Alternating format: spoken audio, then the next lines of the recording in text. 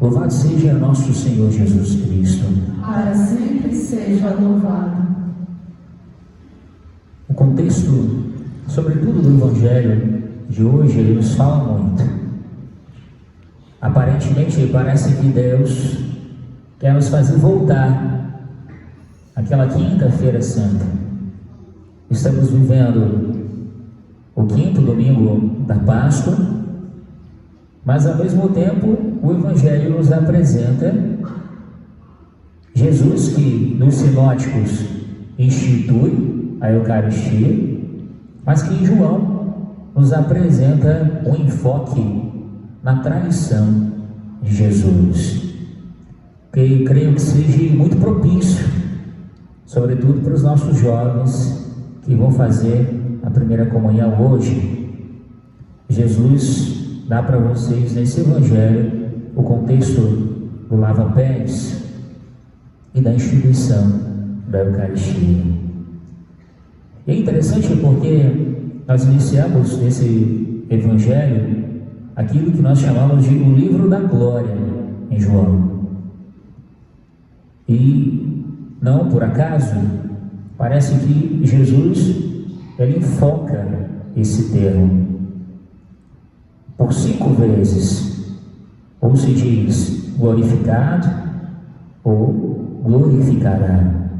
Eu vou ler novamente esse texto, porque eu acredito que vai nos iluminar. Diz Jesus: agora foi glorificado o Filho do Homem, e Deus foi glorificado nele. Se Deus foi glorificado nele, também Deus o glorificará em si mesmo, e o glorificará logo. O que é a manifestação da glória de Deus?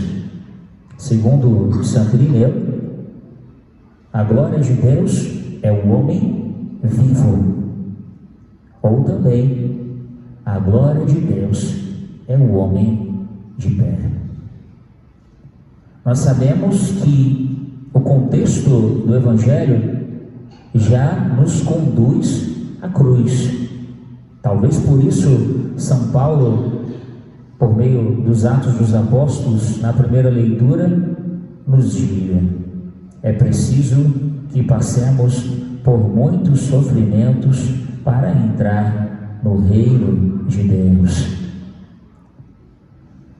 Mas uma coisa que eu refletia é que o momento da vida de Jesus que ele manifesta mais profundamente a glória de Deus não é no Tabor, não é nas bodas de Caná, não é em tantos sinais e milagres que Jesus fez em Jerusalém, em Cafarnaum, mas o momento que ele manifesta a glória de Deus é o momento mais difícil da vida dele. Isso nós podemos trazer para a nossa vida. Muitas vezes Deus, por meio da sua providência, personifica na nossa vida a pessoa de Judas. Muitas vezes podemos ser traídos, muitas vezes podemos ser caluniados, quiçá às vezes também nós não fazemos o papel de Judas. Mas a resposta que Deus nos dá é que nós poderíamos até transcrever esse trecho a partir da nossa pessoa. Poderia dizer assim: agora vai ser glorificado, aí você diz o seu nome, pode ser? Agora vai ser glorificado e Deus vai ser glorificado em... Ih, rapaz, não entenderam. Eu vou repetir de novo, certo? Para vocês não saírem mal na gravação. Agora vai ser glorificado e Deus vai ser glorificado em... Se Deus é glorificado também Ele glorificará você em si mesmo. E glorificará logo. Santa Teresa, ela fala algo sobre as perseguições, porque ela viveu perseguições dentro do Carmelo, que eu acho fantástico, sempre trouxe para a minha vida. Assim, não estou trazendo literal, mas ela disse que por mais cruzes que nós passemos, por mais injustiça que nós vivemos, por mais que, traduzindo para o Evangelho de hoje, talvez aqueles que aparentemente possam ser nossos amigos e às vezes até os mais próximos da nossa família sejam como Judas, Deus sempre Ele vai mandar alguém para restituir não só a nossa imagem, para manifestar, traduzindo para hoje, a sua glória. E algo que me marcou muito é que diz que Deus glorificará Jesus em si mesmo, não nas coisas que Ele faz, não nas coisas que, mas glorificará Ele em si mesmo, ou seja, glorificará Ele sendo Deus, sendo aquilo que Ele é. Estava rezando e refletindo uma frase de São José Maria de Escrivá, ele falando um pouco sobre a vida de oração, e ele diz assim, que é preciso nós vivermos aquilo que nós rezamos, e rezar aquilo que nós vivemos.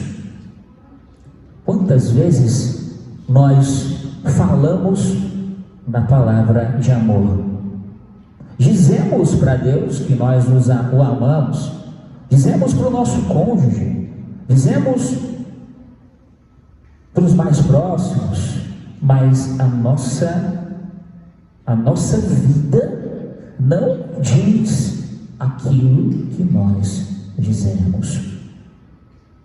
Rezar com aquilo que nós vivemos e viver, trocando, viver aquilo que nós rezamos, significa dizer que a nossa vida de oração, ela não é desencarnada das circunstâncias desafiantes que nós vivemos.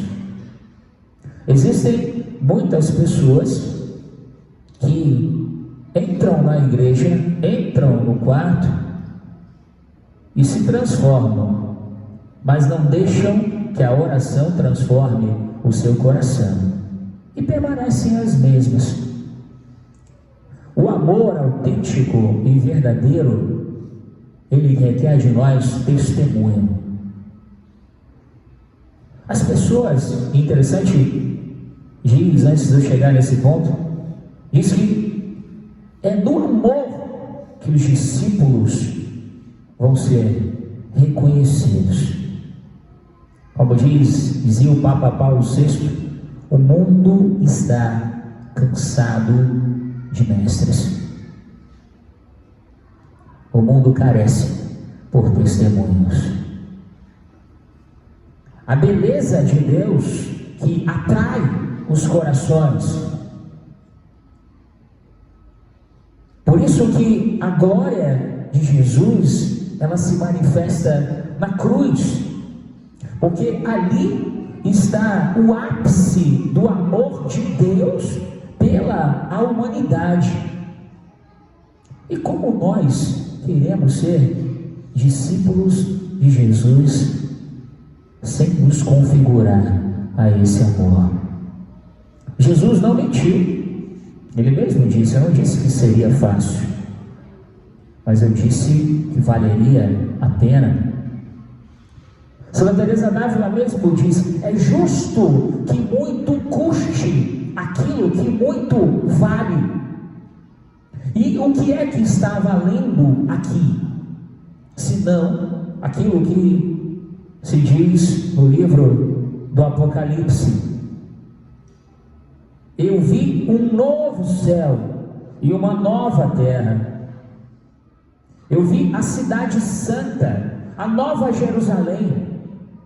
Essa Nova Jerusalém, ela também é vista pelos padres da igreja como uma figura da igreja. Como seria belo se a humanidade olhasse para nós, olhasse para você e olhasse para mim, e visse um testemunho tão concreto que você para e olha e vê, isso não tem como negar, isso é uma verdade vivida, isso é um evangelho vivo. A glória de Deus é o homem vivo.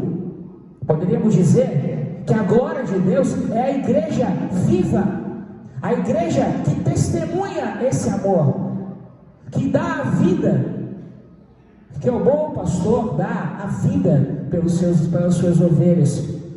Já corremos riscos pelo evangelho, já fomos capazes de arriscar a nossa vida por amor primeiramente a Deus. Foi isso que os mártires viveram. E isso, essa palavra de Santo Irineu, que a glória de Deus é o homem vivo, ela não foi uma palavra dita da boca para fora, ela foi vivida nas circunstâncias que ele viveu na sua vida. Eu estava rezando a missa ainda agora na Santo Antônio, e teve uma parte, não sei se foi na oração eucarística 5 ou no prefácio, que dizia que nós somos chamados a manifestar a glória de Deus. O homem quer olhar para a minha vida e para a sua vida e enxergar o céu, enxergar uma coisa que eles não têm, enxergar o destino da nossa vida. E como seria bom que as pessoas olhassem para nós e dissessem: misericórdia e piedade é o Senhor, porque elas enxergam isso em nós. Ele é amor, é paciência, é compaixão. O mundo hoje virou, como dizia Zygmunt Bauman, uma sociedade do espetáculo. Fala na teoria dele, uma sociedade líquida, deixou de ser líquida e começou a se tornar gasosa. O que ele quer dizer isso? O que é algo líquido? É algo que não tem forma. O que é algo gasoso? É algo que você não consegue pegar. Uma sociedade do espetáculo, porque o mundo é capaz de ver alguém ser violentado, alguém ser espancado, alguém ser, poderíamos dizer, torturado, e olha para aquilo como se fosse uma perspectiva, como se eu estivesse num cinema. Mas traduzindo, poderíamos lembrar da sociedade de Roma do tempo do Coliseu. Nós olhamos hoje os gladiadores do tempo de hoje e não somos capazes de doar a nossa vida por ninguém. Vemos o mal e achamos que às vezes nós não vamos nos responder diante de Deus por causa das nossas omissões. No fundo, por causa da nossa falta de amor. Que nós sejamos manifestados por meio dessa palavra de Deus, que, como diz no Apocalipse, são dignas de fé e são verdadeiras, e elas serão dignas de fé na medida que se traduzirem para o homem de hoje na nossa vida.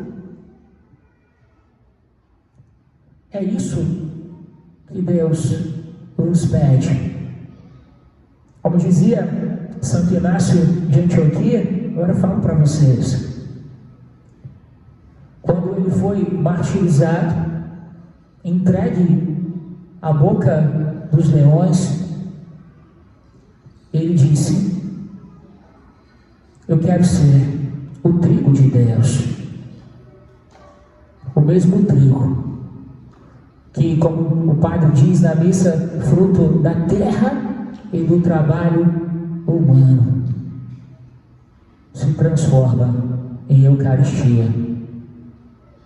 Deus quer fazer da minha e da sua vida uma Eucaristia para o mundo de hoje. Como disse Madre Teresa de Calcutá, Santa Teresa de Calcutá, talvez as únicas páginas do Evangelho que o mundo vai ser capaz de ler vai ser a nossa vida. No início do cristianismo, as pessoas, quando se aproximavam do batismo e da Eucaristia, passavam muito tempo antes de realizar e receber esses sacramentos, para que elas não pudessem ser sinal de contra-testemunho. Porque em tempos de perseguição, a primeira coisa que pode acontecer é nós apostarmos da fé. Hoje, talvez nós não corremos, entre aspas, riscos de vidas tão concretos, pelo menos aqui não no Brasil. Mas o risco que nós corremos é o mesmo, de negar a nossa fé. Por meio dos nossos pecados, quando nós não conseguimos, muitas vezes, testemunhar e dizer: isso eu não faço, porque isso é contra a minha fé.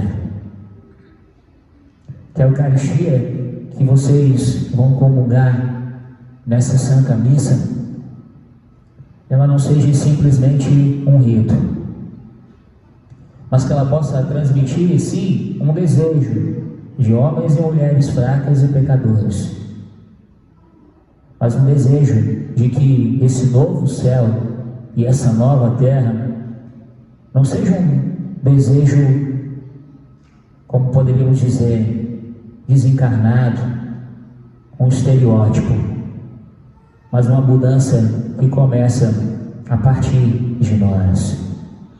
Para isso, nós vamos fazer a profissão de fé, para que, como diz na primeira leitura, as portas da fé estejam abertas. Aqui fala São Paulo, na primeira viagem, evangelizando os pagãos. Mas que vocês sejam portas da fé, num contexto onde a juventude que nós vemos está vivendo tantas realidades desregradas, eles possam olhar para vocês e ver e enxergar a glória de Deus, que transformou vocês de homens, jovens e mulheres mortos em jovens vivos pela graça de Deus.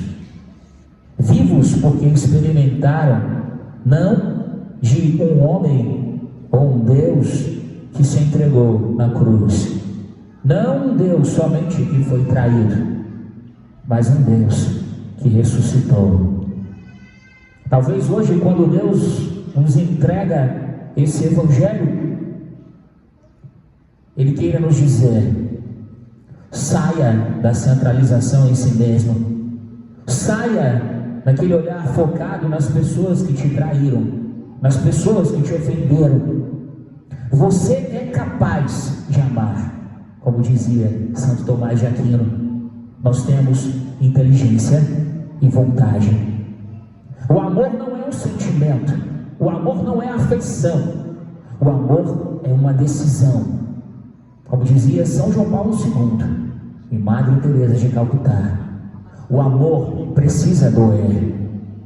Vocês vão ser cobrados pelo amor, mas não porque Deus queira simplesmente que nós nos sintamos traídos, mas Deus quer manifestar o amor e a sua glória por meio de cada um de nós.